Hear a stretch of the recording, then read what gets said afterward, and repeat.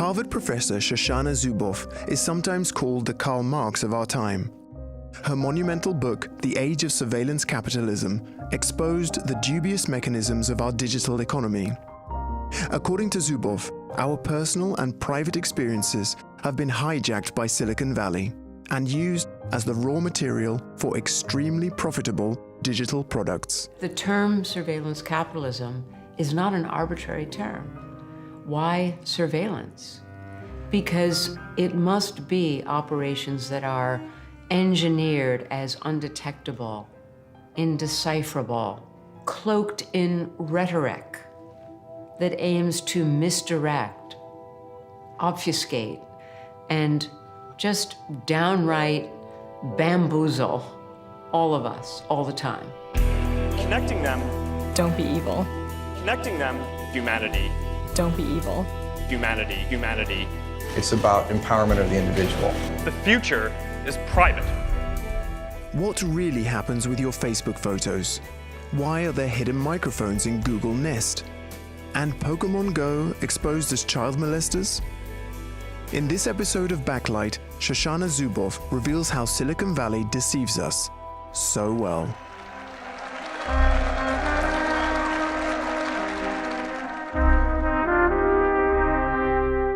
How all this comes into play when I buy a pair of shoes on the internet?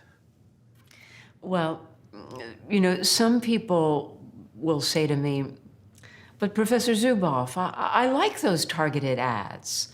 They're so useful, or I enjoy personalized services. Sometimes people will say, you know, I have nothing to hide, so I don't care what they take.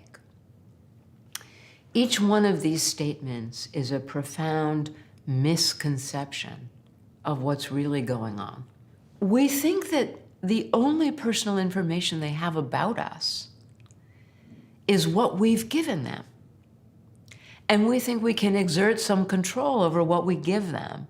And therefore, we think that our calculation, our trade-off here, is something that is somehow under our control, that we understand it.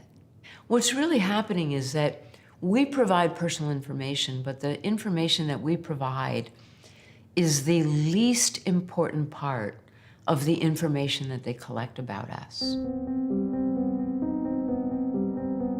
Thanks to their navigation and search engine, Google knows where we are all the time and what we think.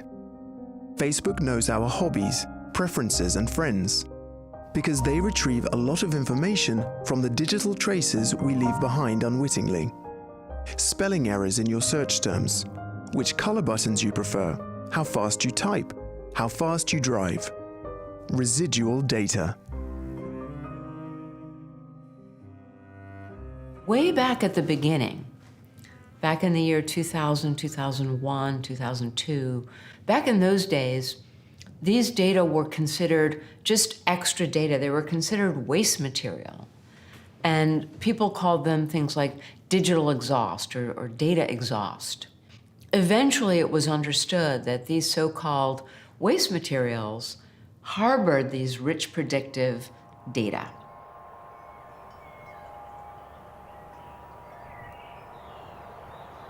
The search information we retain, we do for quality purposes. So for example, the Google spell checker, our Did You Mean feature that appears on Google, has been built using long periods of data around, you know, someone issuing a query and then issuing another corrected query right after that, and us learning those corrections. And it actually takes more than 30 days worth of data to build the world-class spell corrector that we have. The companies like to say, we collect data so that we can improve our service. And that's true. They collect data, and some of it is used to improve the service to you. But even more of it is analyzed to train what they call models, patterns of human behavior. So once I have big training models, I can see how people with these characteristics typically behave over time. And that allows me to fit your data right into that arc and to predict what you're likely to do, not only now, but soon and later. This is what I call behavioral surplus. These data streams filled with these rich predictive data. Why surplus? Because right from the start, these were more data than was required to improve products and services. Once you have the behavioral surplus, the comprehensive behavioral data of hundreds of millions of people, you can start predicting the preferences of specific groups. Think popular shoes for male managers, or the preferred restaurant of a group of people sharing the same zip code. Maybe they do a prediction of where I have dinner tonight, or how can I imagine what they will predict about me? Well, you know, at the simplest level, they may predict the kind of food you're in the mood for right now, and then sell that prediction, auction that prediction to their business customers in the restaurant business, who will then send you a very quick ad. We know you're in the mood for a delicious pasta dish tonight. We can invite you to our restaurant, and here's a discount coupon. There are some people who are saying, well, it's very improbable that those targeted ads really can achieve something, because people have their own will and they will not buy some shoes just because there is an ad in front of them. You know, I think one of the misconceptions that it's really important for us to move away from is that surveillance capitalism is something that is only manifest in our lives when we're online, or somehow it's only restricted to online targeted advertising. It's easy for us to say, oh, these things don't affect me. The fact is, this is being conducted at a layer that is not accessible to us. We have no idea what today's algorithms can predict about us, or what behavioral data they use to do it. A simple thing like buying a certain kind of shampoo can divulge essential information about us. For example, the New York Times reported a case of a supermarket chain that knew a girl was pregnant even before she did, or was prepared to share the news. The market's algorithms discovered that the girl switched from fragrant shampoos to more neutral-smelling products. Since the olfactory sensors of pregnant women become stronger, the market algorithm assumed this girl must be pregnant. Her father didn't know, until he was repeatedly sent special offers for baby products. Thanks to the analysis of trillions of terabytes of behavioral data that we unwittingly leave around the digital domain, big tech sometimes knows us better than we know ourselves. They can predict things like our personality, our emotions, our sexual orientation, our political orientation, a whole range of things that we never, ever intended to disclose. The predictive value that big tech can glean from residual data is huge. The family photos we post on our Facebook pages contain residual data from which vast amounts of valuable knowledge can be distilled. Let's say I put my children's birthday party photo album on the web, on the Facebook pages. What we don't understand is that the most important thing there are not the photos per se. It's the predictive signals that these companies can lift from the photos. It's not just my face, but it's allowing them to have the face so that they can analyze the hundreds of muscles in my face. Uploading innocent snapshots on your Facebook page can have unforeseen consequences. Our faces, for example, are used to train algorithms to recognize facial features. And we have absolutely no idea what that facial recognition software is used for. These data streams with these rich predictive signals are fed into the new factories, the computational factories, analyzed for predictions of human behavior, and these predictions are then sold. Who are they sold to? They're not sold to us. We are not the customers. They're sold to businesses, to business customers who want to maximize our value to their business, whatever it may be. They use information from our faces, which we've given billions and billions of photos to Facebook to train models for facial recognition. Those models are then sold to military operations, some of them in China.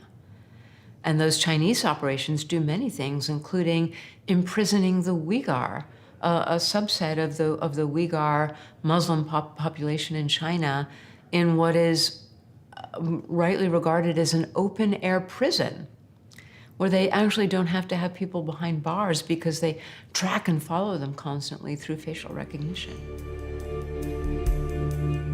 The knowledge obtained from our residual data can be sold to anyone.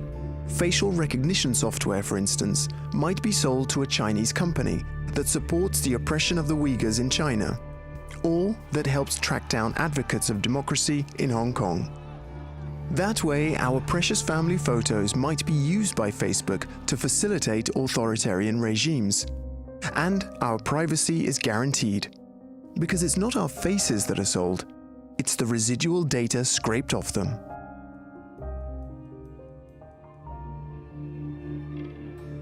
It's very difficult to have a concept of this for a very good reason. It's not because we're stupid. It's because these processes have been disguised. They operate in stealth. They have been engineered to be indecipherable, to be undetectable, to create ignorance in a vast group of all of us that they call users. Our ignorance is their bliss.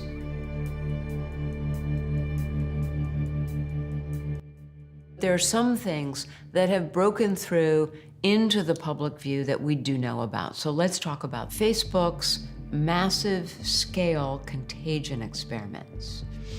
And this is where Facebook experimented with subliminal cues planted in its Facebook pages that would actually influence offline, real-world behavior and emotions, to see if they could make people feel happier or sadder using subliminal cues with language manipulation and word manipulation and so on. Well, when the experimenters wrote up this work in the very prestigious scholarly journals that published the results of these experiments, they emphasized two key findings. Number one, we now know that we can manipulate subliminal cues in the online context to change real-world behavior or real-world emotion. We know that we can be successful at doing this. Number two, we can exercise this power, these methods, while bypassing user awareness.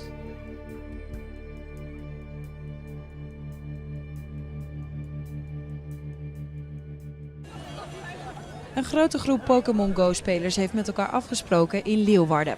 Samen gaan ze de stad door om zoveel mogelijk Pokémon te vangen. Alleen in Nederland al spelen ruim 1,3 miljoen mensen het spel. A very interesting experiment occurs in the guise of an augmented reality game called Pokémon Go.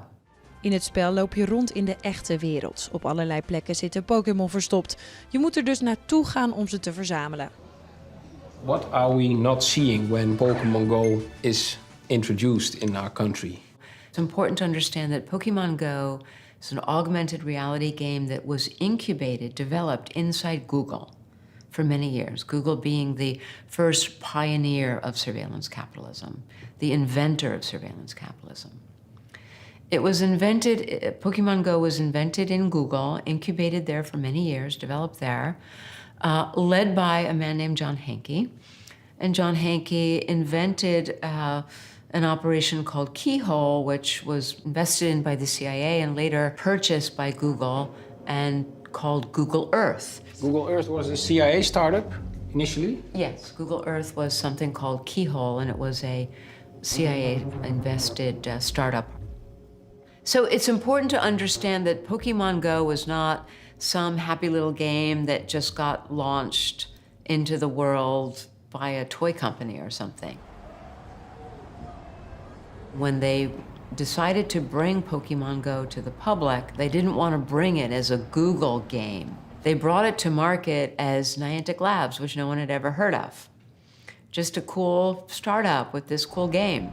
So now we have this Google augmented reality game, and it turns out that the big game that is on top of the little game that the children are playing is a game that precisely emulates the logic of surveillance capitalism. So in surveillance capitalism, in the original version online, we predict the click-through rate, and we sell the click-through rate to the advertiser, who pays to get clicks on their website, clicking through ultimately to the buy button. That's what they're hoping for. Now, in the real world, business customers paid Niantic Labs, the Pokemon Go company, paid Niantic Labs not for click-through, but for the real-world equivalent of click-through, which is called footfall. To actually get real bodies with their real feet into real business establishments so that their feet would go fall, fall, fall, fall, tap, tap, tap across the store or across the restaurant or across the bar in order to buy something. So I could order by Niantic Labs a Pokemon in my ice cream parlor, for instance.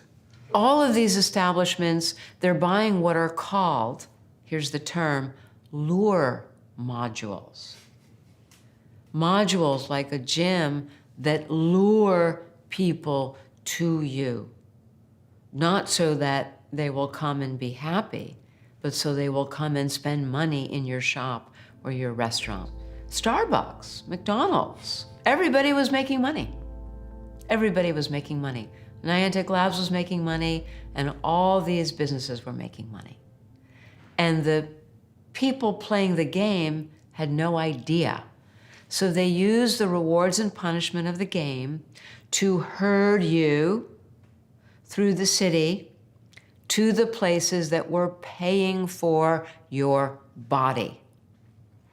This was the game of Pokemon Go. This was the real game, the shadow game, getting you into a place where we have predicted that you will be, so that our predictions are worth more. If I can guarantee you're actually going to be there, my prediction that you're going to be there is worth a lot more. Economies of action are how I guarantee that. And Pokemon Go was a large-scale experiment, a global-scale experiment in economies of action, using remote control means to automate behavior, to engineer behavior, to fulfill others' commercial ends, while you are having a great time.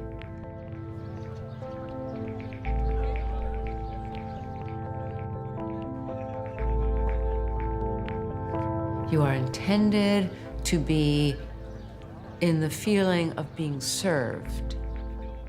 You are intended to be saturated with convenience so that you will not notice and you will not complain. And all of this shadow operation will remain hidden because you will not ask questions, because you're so busy being entertained.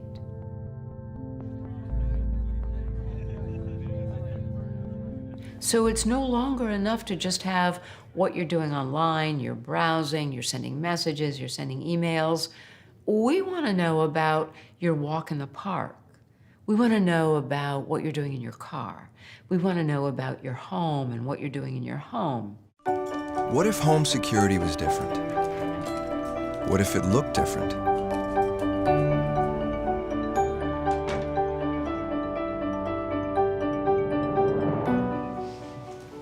Well, it's a beautiful system. Some bright engineering-oriented person discovered that the Nest security system has a microphone built into it. That microphone does not figure in any schematic. When you buy the security system and it has the piece of paper that you unfold and the schematic, or you go online to learn about it and there's a schematic, it does not show a microphone. It does not discuss a microphone. Now, why would you have a microphone there? Well, remember, what is our business? Our business depends upon extraction of behavioral surplus, scale, scope, and action.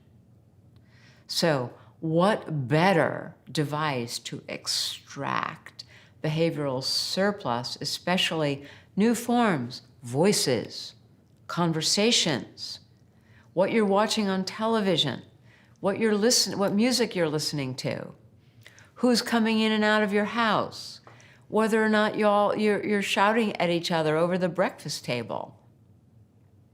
All of this has tremendous predictive value. Voices are what everybody's after, just like they're after faces.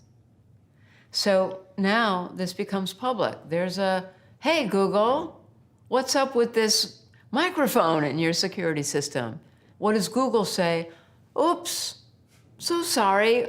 Oh, we didn't even know there was a microphone there. Oh, sorry. Why? Somebody put that microphone there, but we never intended to use it. This is their business.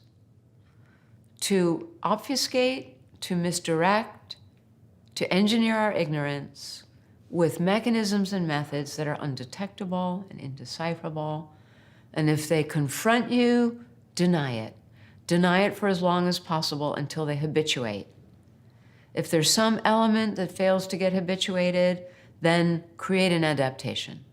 All right, we'll make sure all those microphones are somehow shut off so that they can't be used. And then wait a minute, and when no one is looking, redirect it. So there will be a microphone in something else. There will be a microphone in the, in the home device or in the music player or whatever it might be. It will be back. What are you doing? What do you have in here? What if the measure of it working All right, guys, here we go. Daddy! Was that you never had to think about it? There's two legal scholars, and they're at the University of London, and they analyze the privacy policy, how we give our consent to these devices, right? So they analyze these documents for one Nest thermostat. What happens is the thermostat collects data, it sends those data to third parties, and those third parties send data to third parties ad infinitum, an infinite regress, where your data is going goodness knows where. And no company takes responsibility for what the third parties that it's sending your data to may do with your data. Nest will say, if you don't want us to take your data and you don't want us to send it on to third parties, that's okay, but be aware that without your data, we will stop supporting the functionality of your thermostat. We will stop upgrading the software. Be aware that the smoke detector may no longer work. Be aware that the pipes in your home may freeze. So now the functionality of the device is held hostage to your agreeing to the privacy contract. And they say, by the way, even if you agree and we maintain the functionality, we're sending it to these other third parties and they're going to use it the way they choose, and we take no responsibility for what they do with it. All right, so now these two scholars do an analysis of one Nest thermostat, and what they conclude is that given these arrangements, any self-respecting consumer, anyone who's even a little bit vigilant about their consumption habits, should review a minimum of 1,000 privacy contracts in order to install just one single Nest thermostat in your home. You have 3 minutes to exit. What if it gave you time? And what you really need from home security? A sense of security. So they start extracting data at scale. First, it's everything you do online, and then pretty soon they need more data, but then they also discover that we need varieties of data. It's not just volume, but it's different qualities of data.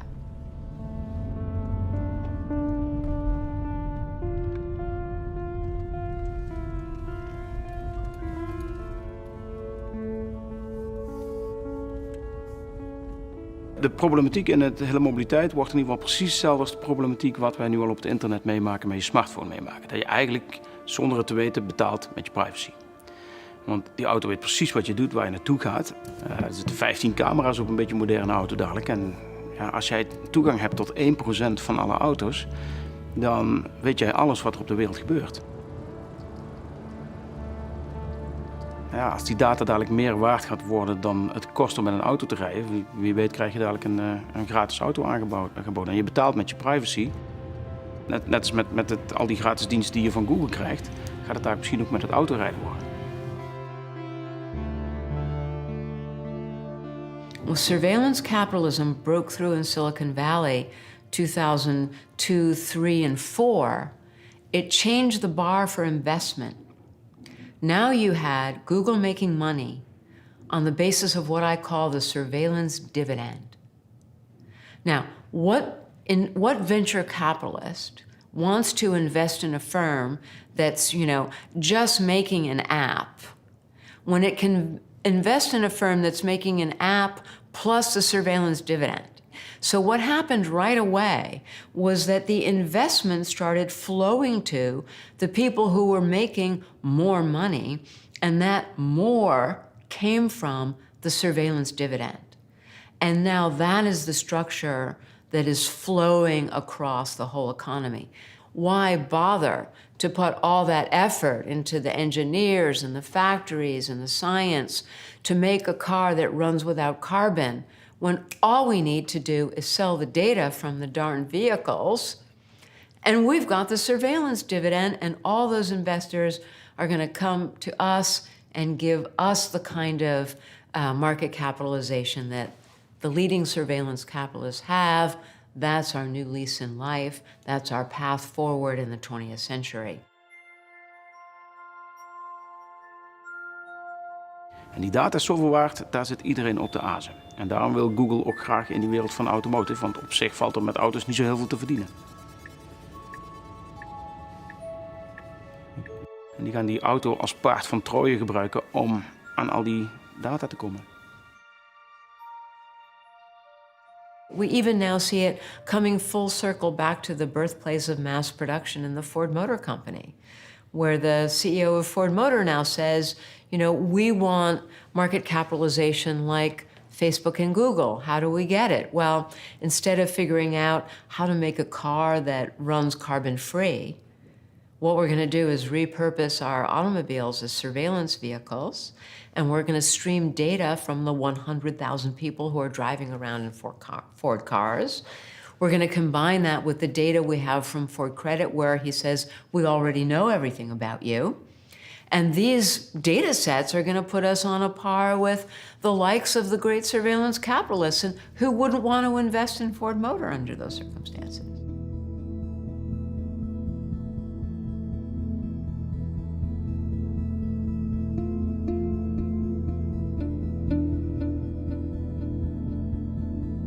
The primary economy, what we perceive as primary economy, build a nice car, grow some nice food, build a house, means zilch in this surveillance economy.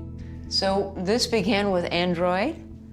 Once Google acquired the ability to make the Android phone, there were a lot of people in Google who said, oh, this is fantastic. Now we have a phone like Apple, and we can sell a phone and we can make a great margin on that phone. And that margin is going to fund our profits, and this is going to make us really rich. But the wiser heads in Google prevailed. The people who already understood surveillance capitalism prevailed. And they said just the opposite. We want the phone and everything associated with the phone to be as cheap as possible. In fact, if we can get the price to zero, that's even better. We want everybody to have a phone, because the more they have the phone and the more they spend time on the phone, the more data we get from them. The more behavioral surplus streams into our supply chains. So if we can give it away, we're going to give it away. Google's free mobile operating system, Android, means Google holds the key to almost 90% of the world's smartphones. In order to obtain as much data as possible from all these cell phones, Google experimented with network balloons in those parts of the world where mobile internet is not available. Facebook, not to be outdone, flew network drones over growing markets and offered free internet in combination with the Facebook app. And connecting them represents one of the greatest opportunities available to humanity today. Hi, Mark. Why are you showing so much interest in India? Answer honestly. Our mission is to give everyone in the world the power to share what's important to them and to connect every person in the world. Aware of the potential dangers of American data robbery, India politely declined the offer and made do without Zuckerberg's generosity. In other parts of the world, Facebook's true intentions are becoming clearer every day. But we need whistleblowers for that. Facebook is happy to take our data, but not prepared to share information on how the company works. So this is a document written by Facebook executives in Australia, and what they told their business customers there was that we have so much data about 6.6 million Australian young adults and teenagers. As a result of that, we can predict mood shifts. We can predict when they feel stressed, fatigued, anxious, inferior, frightened. All of these kinds of very personal feelings. And we can alert you the exact moment when they are most likely to need a confidence boost.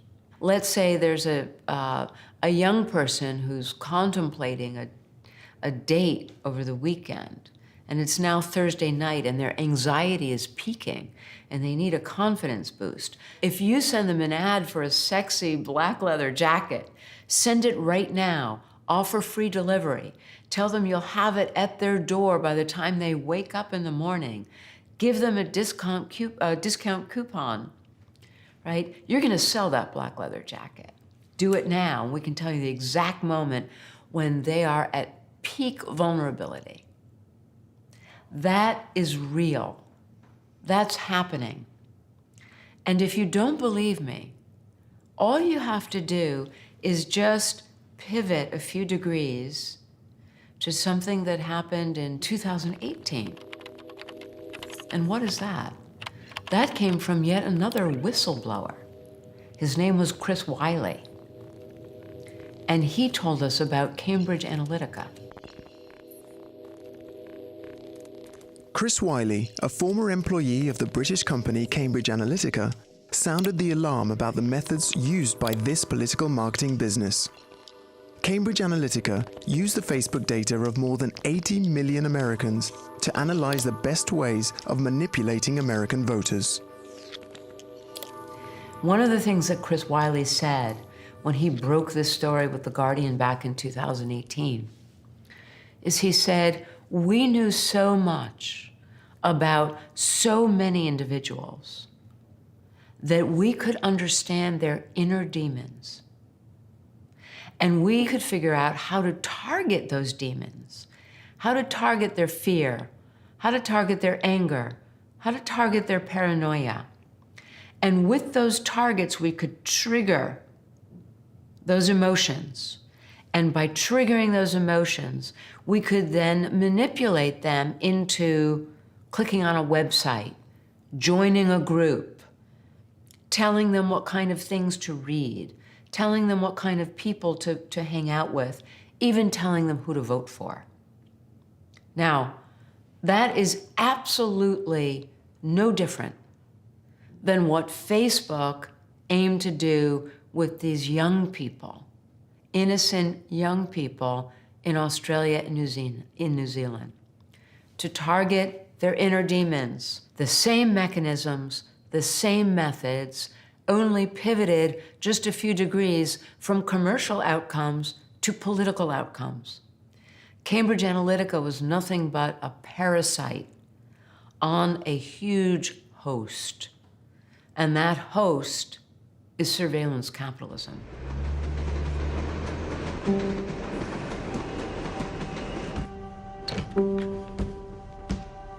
Hi, Ella. Hope you're settling in okay. You know how I always say, everything you need is already within you? The truth is, there's only so much you can do by yourself. Welcome to the office. We all need people to get where we're going. Ask yourself who you're going to do it with.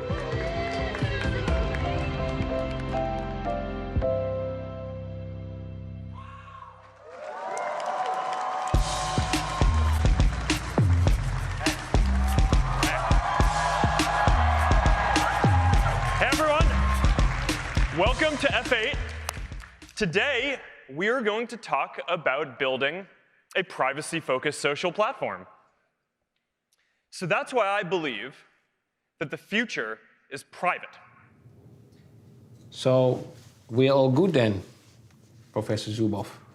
Well, in June 2019, which happened to be just a couple of months after that grand announcement that the future is private, there was a very interesting court case that was being tried before a California judge.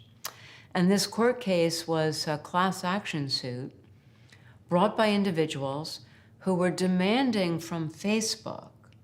They wanted to have the data that Facebook had made available to Cambridge Analytica to see if they had been targeted and manipulated by Cambridge Analytica. And this had come to a head in a California court.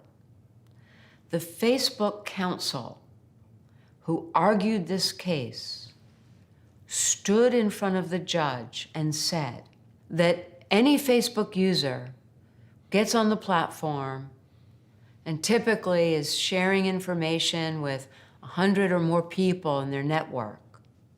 Once you've done that, you have no expectation of privacy that would make you legitimately able to claim any kind of privacy right in a suit like this or any other kind of privacy-oriented suit.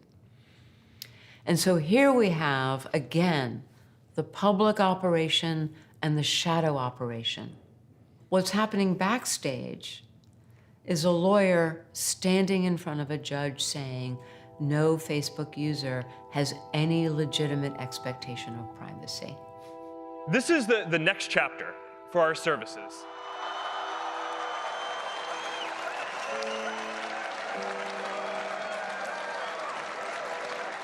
You have some Google products you use, if I may ask. No. How do you survive? Perfectly well. If there is an occasion where I feel the absolute need to use Google, I go through various layers of encryption and location reconfiguration before I go to Google search, just on principle. There is a way to escape the omnipresent eyes of Google and Facebook. You can use a VPN and send all your data traffic through a secure server in another country. But big tech won't lose any sleep over individuals resisting the surveillance capitalists. I don't want anyone to get confused that if you forego Google search, you are somehow, fighting the fight, because this is a collective problem and it requires collective action.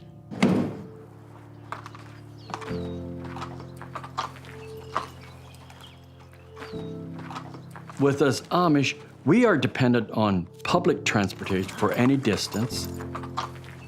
And local travel, we do it in our slow way. And I think the horse and buggy slows us down and really helps the overall value that we're trying to create and preserve and not get carried away.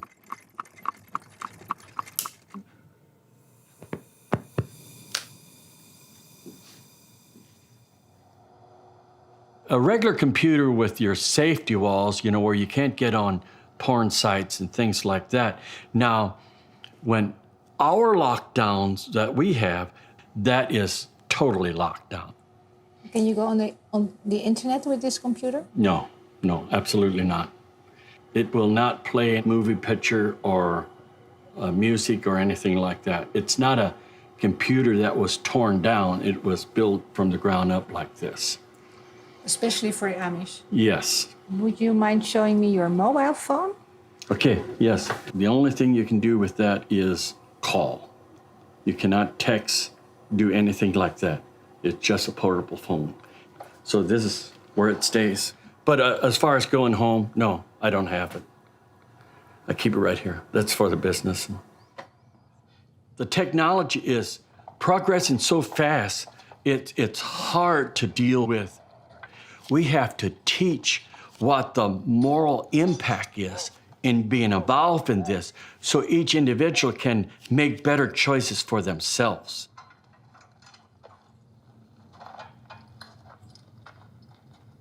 We use technology as long as we use it and it doesn't get to the point where it uses us and controls us. That's the bottom line of it. It's kind of strange that these people, from whom you can say are living in the past, maybe they're living in the future. It was just a minute ago that we didn't have many of these tools, and we were fine. We lived rich and full lives. We had close connections and friends and family.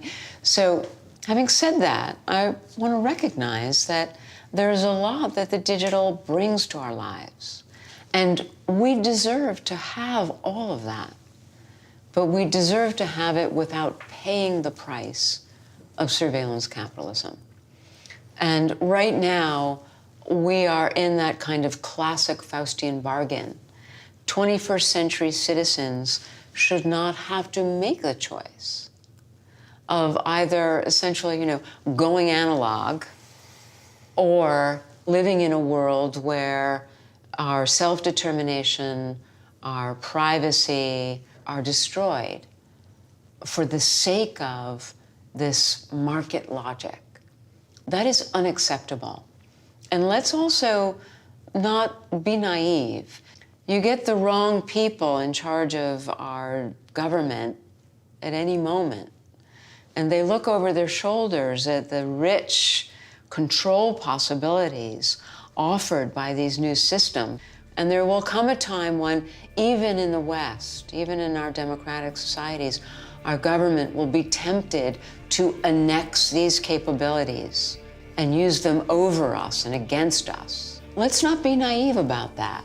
When we decide to resist surveillance capitalism, right now, while it lives in the market dynamic, We are also preserving our democratic future and the kinds of checks and balances that we will need going forward in an information civilization if we are to preserve freedom and democracy for another generation. The European Union already has legislation with which it regularly wraps American tech businesses over the knuckles. Google was fined several $1 billion because it had abused its monopoly position. In theory, European citizens are protected against data robbery by regulations for fair competition and by the GDPR, the General Data Protection Regulation. And do you think that the EU data protection law is a step in a good direction, or is it sufficient? We have privacy laws, and the GDPR is the furthest frontier of our privacy laws. And we have antitrust laws. The thing is that as important as these laws are, we still need more, because surveillance capitalism is unprecedented. And so we're going to need the laws and the regulatory regimes that respond directly to these new unprecedented operations.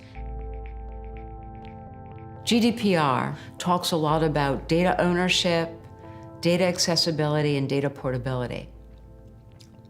These are very important things if the only data that we're talking about is the data in the public operation, the data that we've given to the corporations. But as we have seen, most of the data that they use to feed into the factories, to produce the predictions, these are data that we haven't given. Or if we've given, we don't even know that we've given, because it came in our exclamation points.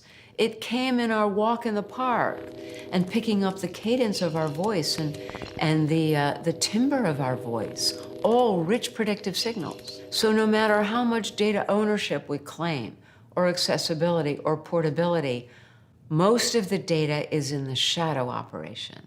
And the shadow operation is never coming to us. We will never get those data. They claim them as data that they own. They took it from our lives.